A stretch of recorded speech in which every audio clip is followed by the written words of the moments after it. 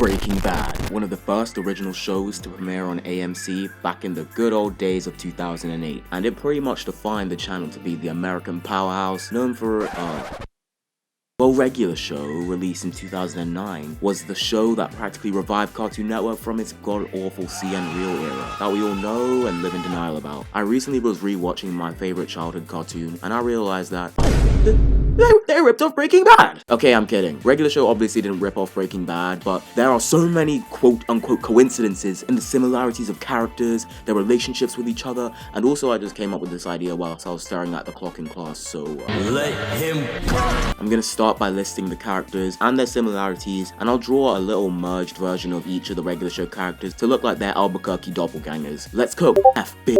I mean, let's draw cartoons. So an obvious start to this is our protagonist duos Mordecai and Rigby versus Walter White and Jesse Pinkman. Mordecai is a character who is an overqualified artist, and he has a dead-end job at a fucking park, and he hates the fact that he is underachieving so much. Sound familiar? Yeah, Walt worked at a high school and a car wash at the same time, and then he got cancer, but hey, same thing. Those things aren't that deep. Walter would confide in Jesse Pinkman to help him cook to make money for his lung treatment, Skylar's lung treatment, for breakfast, and for dubstep car shots that aged worse than Todd Alquist did in El Camino. Rigby is a screw-up, and he constantly fucks things up for Mordecai, but also as Mordecai's escape in the boring life that he would live as a groundskeeper without good old one-cheek wonder to be there to keep him company. Rigby and Jesse parallel almost perfectly, and have so many examples, such as the Breaking Bad episode 4 Days Out is so similar to the episode Meet Your Maker. Hey yo, pause! In the way how both Jesse and Rigby fuck up time after time in the episode, making you constantly side-eye them, but also Walt and Mordecai don't recognize their own simple mistakes in the episode, rather than the scale not being the same as their dumbass associates. However, I will say that Rigby in this episode definitely does a lot more stupid crap than Jesse, and Mordecai has a lot more justification to be pissed off.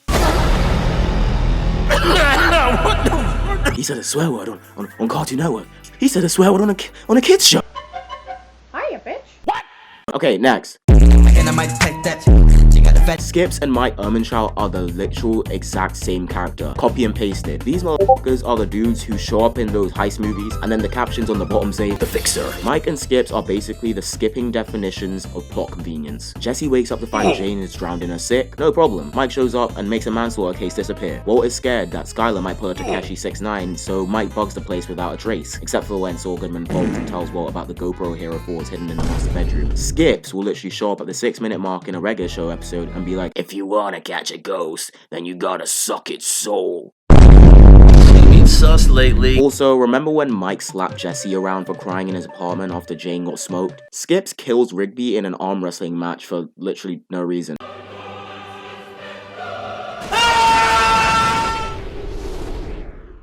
I'm sorry, Rigby.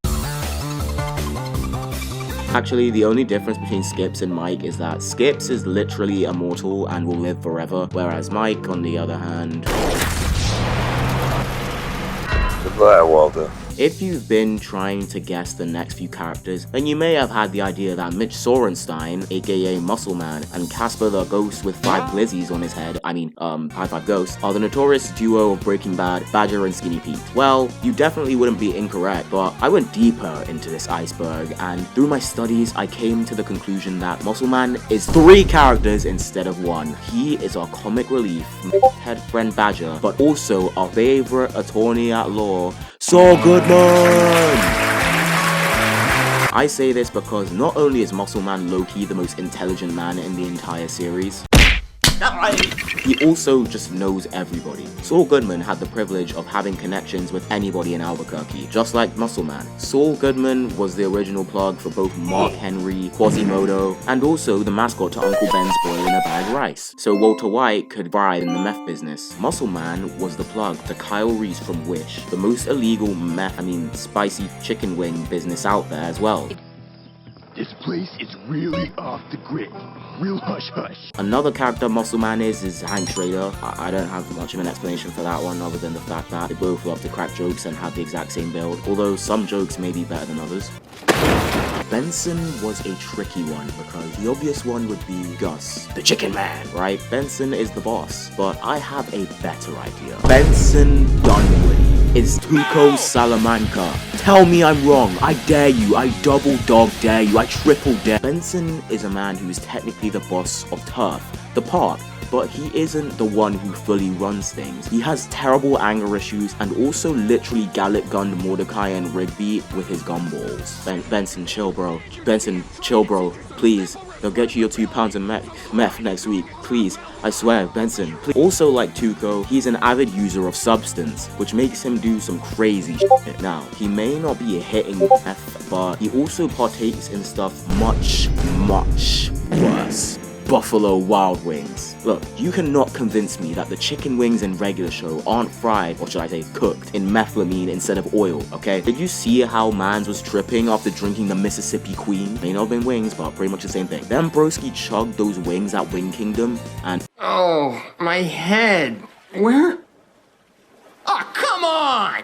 I rest my case. You all have been waiting for the legend himself, Gus Fring, Colonel Sanders' #1 competitor. My take on this is gonna be quite controversial. I'm talking about Kanye West controversial. To all you Pack God wannabes in the comments, ease your trigger fingers and calm down. Ready? Okay. Gustavo Fring is Pops! I'm about to cook to you fools. Pops and anti-Pops are the perfect representations of the boy Gus, and this is why. Pops was always kind and a sweet man. He was always dripping and never drowning, and he always had that bag on him, bro. He always had paper in his wallet, buddy. Yeah, lollipops is a weird currency, but it's real, okay? It's valid. In Lollyland, it's valid. At first glance to the booty naked eye, that's just how Gus is. Man's a sweet old dude, always nice to his customers, and he always has very good diction for a black man. Never speaking in that unholy disgrace you hoodlums call bonics.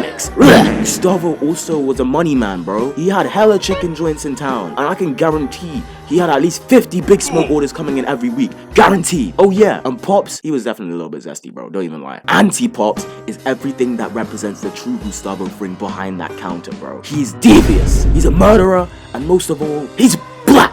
All the cartel members hated on homie Gus because he's a fellow brother, bro. A dark-skinned warrior, an African booty scratcher. Well, actually, he's from Chile, but Anti-Pops was blacker than a brand new iPhone 14 Pro Max. No wonder he was the final villain in regular show. But Gus wasn't even that dark, bro. But Hector and Don Eladio keep calling him the Chilean. Boy, hell no. If you don't keep your Emperor Palpatine looking ass, get your Rumpelstiltskin staring ass, get your black people can't swim. And neither can I. Drowning ass, boy. Get your Caillou temper tantrum, sugar pill chugging, cheese grater ass, Christian Bale Batman voice ass, boy on. Don't leave me. Don't leave me. Okay, I got a bit heated there. Let's just move on, okay? I'm pretty much gonna just go through a list of side characters in regular show and say who they are in the Breaking Bad universe, because I don't know where I'm going with this video anymore. That random dude from season 1 or season 2, Bobby, he's Huel Babineau because he's big and black. I was also gonna say Margaret is Skylar, but I'm gonna go with CJ instead because she's a cloud and the sky. Margaret can be Kim Wexler. Mr. Maylard can be Chuck. Yeah, he can be Chuck's greedy old ass. I mean, they're both old and they're just annoying, so why not? Thomas or Nikolai, whichever you like.